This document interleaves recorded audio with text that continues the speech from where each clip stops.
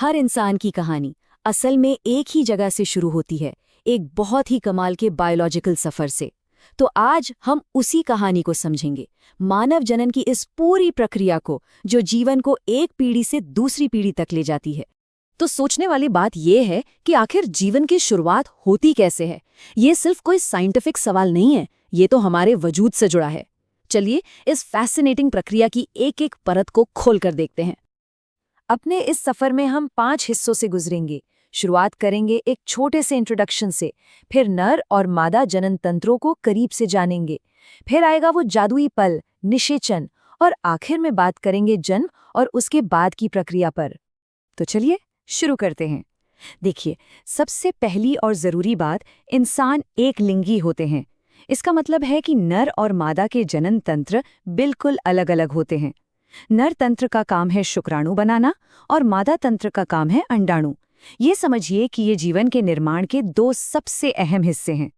अच्छा, इन जनन अंगों को समझने के लिए इन्हें 2 टीमों में बांट लेते हैं। पहली टीम है प्राथमिक अंगों की, जो सीधे सीधे युग्मक यानी गैमीट्स बनाते हैं, पुरुषों में वृषण और महिलाओं में अंडाशय। और फिर आती है दूसरी टीम यानी द्वितीयक अंग, जिनका काम इन युग्मकों को उनके सफर में मदद करना और उनके लिए एक सही माहौल तैयार करना है। तो चलिए अब पहले प्रमुख सिस्टम पर आते हैं, नर जनन तंत्र। इसे हम शुक्राणुओं का कारखाना, स्पर्म फैक्ट्री भी कह सकते हैं, जहां जीवन की शुरुआत के लिए सबसे जरूरी नर युग्मक तैयार होते हैं। अगर हम नर जनन तंत्र को देखें तो हर चीज एक सफर के लिए डिजाइन की गई है।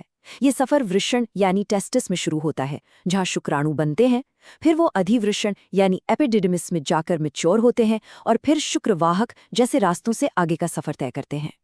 इसको और आसान बनाते हैं। समझिए कि वृषण जो है वो मेन प्लेयर है, अधिवृषण और शुक्रवाहक उसके सपोर्टिंग एक्टर्स हैं जो ट्रांसपोर्टेशन का काम देखते हैं, और फिर आती है सहायक ग्रंथियां जैसे प्रोस्टेट, जो वीर्य का लिक्विड हिस्सा बनाती हैं। इससे शुक्राणुओं को पोषण भी मिलता है और तैरने में भी मदद मिलती है। मतलब सब मिलकर एक टीम की तरह काम करते हैं। तो ये शुक्राणु आखिर बनते कैसे हैं? इस प्रोसेस को कहते हैं शुक्राणु जनन।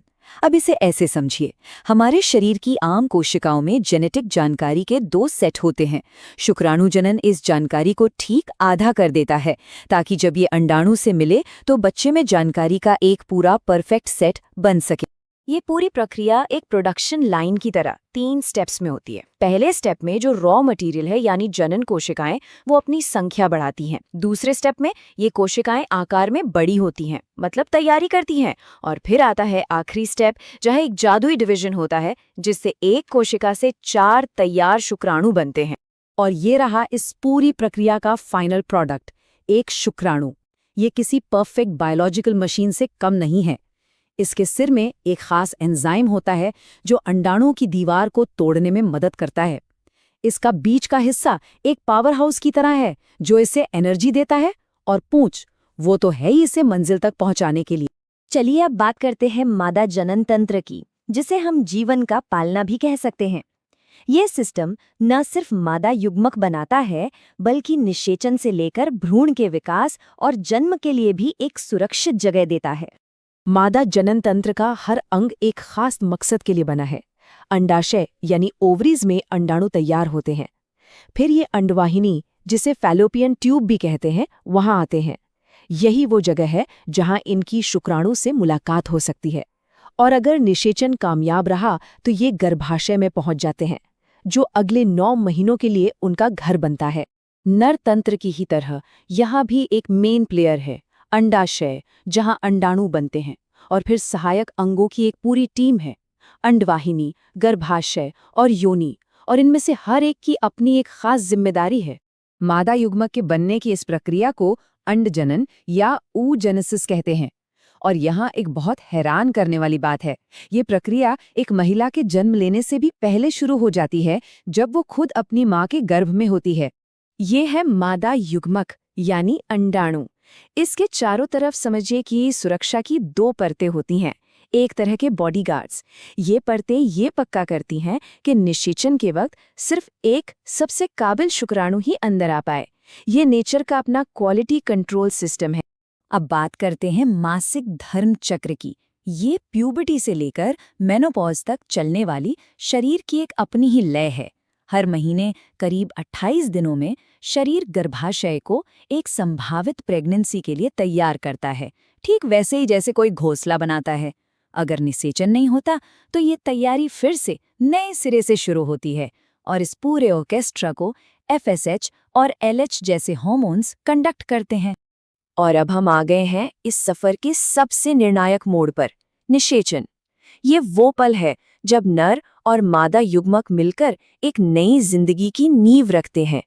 तो निषेचन वो पल है जब एक शुक्राणु और एक अंडाणु मिलकर एक हो जाते हैं। इस मिलाप से एक बिल्कुल नई कोशिका बनती है जिसे युग्मनज या जाइगोट कहते हैं। ये सिर्फ एक कोशिका नहीं, ये एक पूरे नए इंसान का पहला ब्लूप्रिंट है। तो ये पल इतना खास क्यों है? इसकी 3 बड़ी वजह हैं। पहली, ये अंडाणु को अपना डिवीजन पूरा करने का सिग्नल देता है। दूसरी, ये माता और पिता से मिली आधी आधी जेनेटिक जानकारी को जोड़कर फिर से एक पूरा सेट बना देता है। और तीसरी, यही वो पल है जो हमें अपने माता पिता दोनों की तरह भी बनाता है और उनसे अलग भी, जिससे जेनेटिक वेरिएशन पैदा होती है। निषेचन के बाद ये पहली कोशिका एक कमाल के सफर पर निकल पड़ती है। गर्भाशय की तरफ बढ़ते हुए ये लगातार डिवाइड होती है, 1 से 2, 2 से 4, और फिर ये कोशिकाओं की एक गेंद बन जाती है जिसे मोरुला कहते हैं। आखिर में ये ब्लास्टोसिस्ट बनकर गर्भाशय की दीवार से चिपक जाती है। इसे कहते हैं इम्प्लांटेशन, और ये जीवन की पहली जीत है। और अब हम इस यात्रा के आखिरी पड़ाव पर हैं, जन्म की प्रक्रिया और उसके बाद का पोषण। ये उन 9 महीनों की तैयारी का नतीजा है जब एक नई जिंदगी इस दुनिया में कदम रखती है। प्रसव यानी चाइल्ड बर्थ के 3 मुख्य चरण होते हैं। पहले चरण में गर्भाशय ग्रीवा फैलती है। दूसरे, जिसे निष्कासन चरण कहते हैं, उसमें शिशु का जन्म होता है। और तीसरे और आखिरी चरण में अपरा यानी प्लेसेंटा बाहर आ जाता है। जन्म के बाद भी कुदरत का पोषण चक्र जारी रहता है, और वो है दुग्धस्रावण यानी लैक्टेशन। ये सिर्फ खाना नहीं है, ये नवजात शिशु के लिए बना सबसे परफेक्ट न्यूट्रिशन है। खासकर जो शुरुआती दूध होता है, कोलोस्ट्रम, वो एंटीबॉडी और पोषक तत्वों का खजाना होता है, बच्चे का पहला इम्यूनिटी बूस्टर। तो सोचिए, सिर्फ 2 कोशिकाओं के मिलने से लेकर अरबों कोशिकाओं वाले एक इंसान के बनने तक का ये सफर, ये वाकई में किसी चमत्कार से कम नहीं। ये जटिल बायोलॉजी और कुदरत का शायद सबसे बड़ा करिश्मा है ना?